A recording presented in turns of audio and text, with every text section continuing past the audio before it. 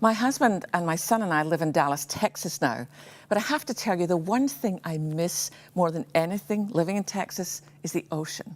I love the ocean. And it doesn't have to be a beautiful, quiet beach like you might find in Florida or California or anywhere around the Canadian coast, although I haven't had a chance to be on many of your beaches.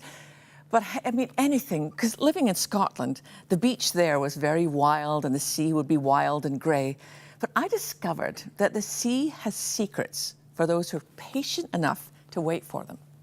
If you walk along the shoreline after a storm, you'll discover that things that had previously been buried under the sand have been tossed up onto the shoreline, particularly if it's a wild storm at sea.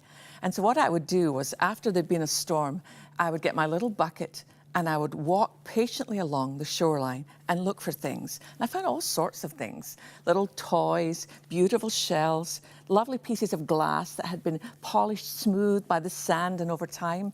But one time, I actually decided I would just wait and watch. As the sun began to go down on the sand, I saw something kind of glittering in the sand.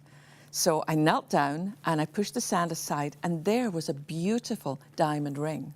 Now, obviously, I took it to the police station to make sure that if someone knew they'd lost it, they would hope that someone handed it in.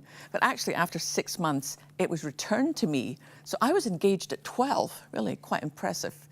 But you know, I've discovered the same is true with God's Word. When we actually take time to wait for the treasure. You know, maybe you just think, well, I just have to kind of get this over with. So I'll read a couple of verses and think, phew, that's done for the day.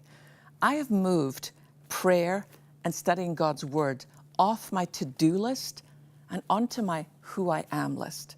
Because I've discovered that after everyone else has maybe moved away, if you wait around in God's Word, you will discover there's treasure hidden deep within every line.